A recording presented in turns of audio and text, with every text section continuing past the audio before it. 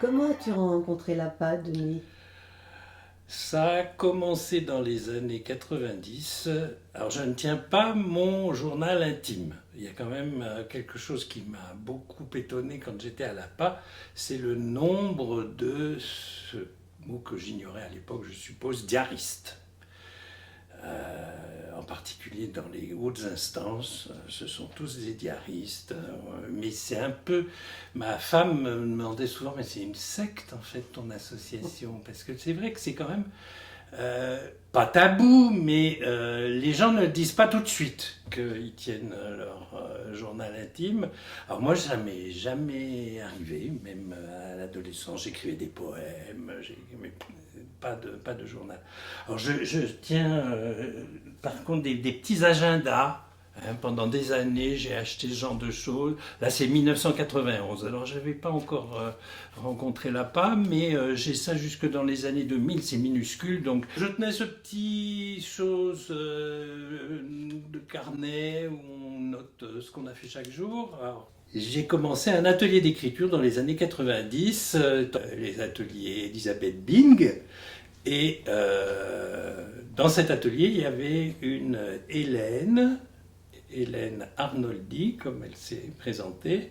Et elle a expliqué que depuis l'âge de 15 ans, elle tenait son journal et au fil des mois, elle nous a parlé de l'association pour l'autobiographie en disant son enthousiasme d'avoir envoyé à Amberieu un de ses carnets qui avait été lu et la personne qui l'avait lu avait été absolument emballée et pour Hélène c'était une découverte que ça pouvait intéresser quelqu'un.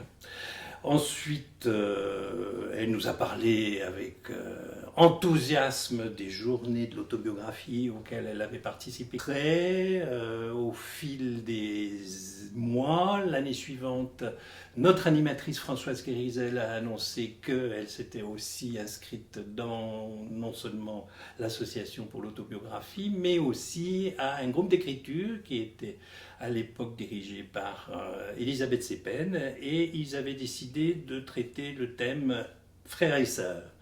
Le problème, c'est comme souvent dans les ateliers d'écriture et dans le groupe de l'APA sur frères et sœurs, c'est qu'il y avait que des sœurs. Donc Françoise m'avait demandé si j'aurais voulu faire le frère. C'est ainsi que je suis devenu frère Denis.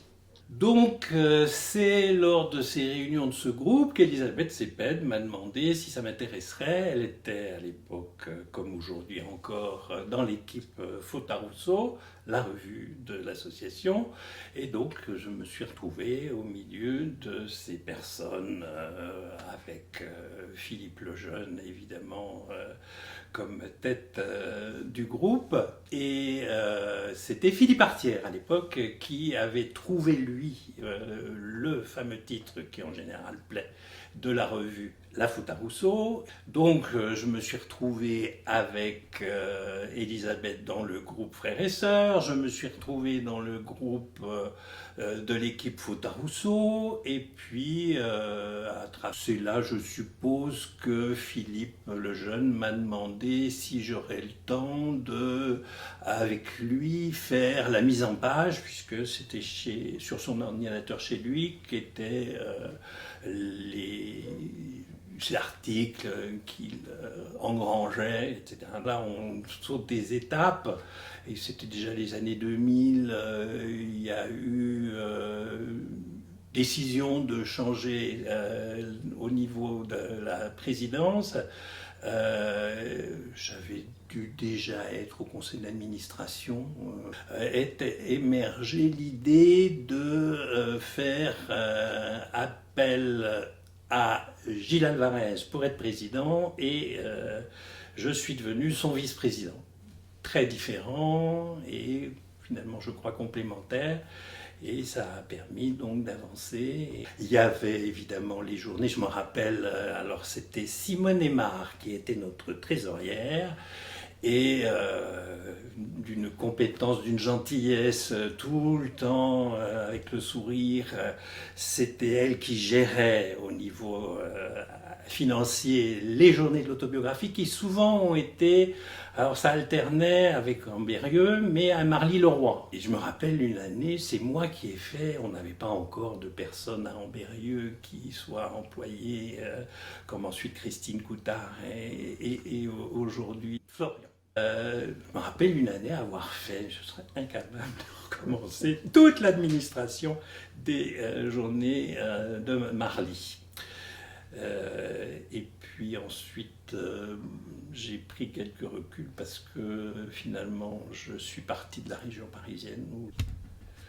Cela ne m'empêche pas de continuer d'écrire pour la faute à Rousseau et également lors des journées qui sont évidemment une date très importante, un moment extrêmement important, aussi bien pour se retrouver entre vieux de la vieille que toujours, c'est quand même un grave problème hein, au niveau de notre association, mais c'est pas la seule association qui se retrouve. On est tellement bien ensemble que on continue de rajeunir ensemble, mais à chaque fois, je me rappelle quand on faisait, quand j'avais fait ce fameux les inscriptions des journées de Marly, on était content parce que sur la région parisienne, on arrivait quand même à avoir un certain nombre, quand on avait 10% de jeunes et de personnes qu'on ne connaissait pas du tout, on était très content.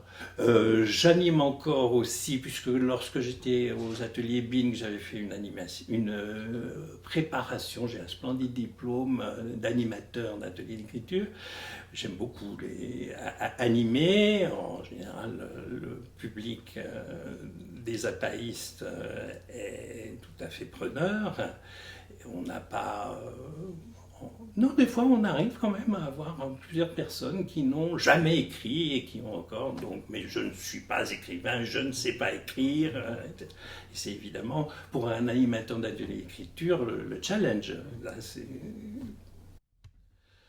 Grâce à la page, j'ai aussi découvert le monde des associations, donc je ne connaissais absolument pas. C'est évident que ça permet à des personnes qui ne sont pas obligatoirement dans leur parcours professionnel contents de toutes les virtualités qu'ils sentent et en eux de s'exprimer. Donc ça me paraît quand même quelque chose d'important. Moi, c'est évident que l'important, ça a été les rencontres, les personnes extrêmement différentes et en général attachantes qui ont élargi mon horizon. J'ai eu la chance des fois, quand il fallait boucler la faute à Rousseau, plusieurs fois par semaine, de fréquenter Philippe Lejeune chez lui, sur son ordinateur,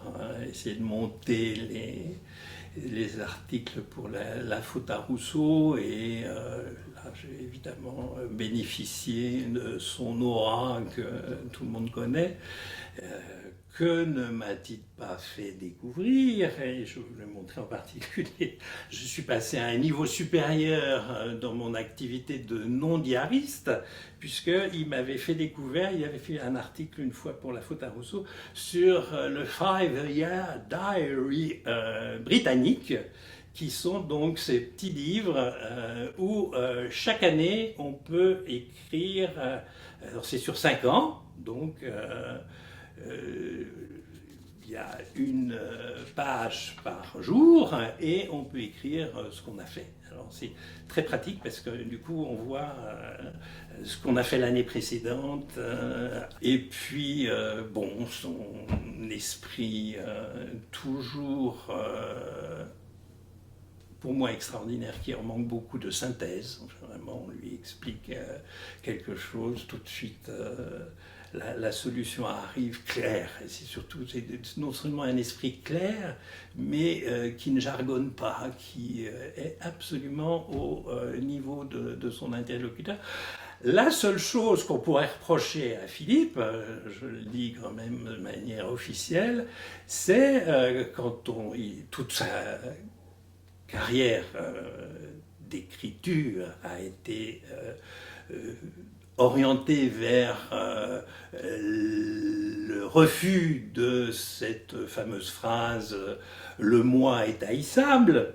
Non, le moi n'est pas haïssable, j'ai le droit d'écrire sur moi, j'ai le droit que ce soit au niveau journalier ou une écriture autobiographique avec un certain recul, mais le fait est que, à même fréquenter Philippe de près, il ne parle jamais de lui. Il est d'une écoute absolument 100%, toujours disponible, etc. Mais donc, quelque part, le moi de Philippe reste haïssable. Peut-être est-ce justement pour ça qu'on aime encore plus Philippe.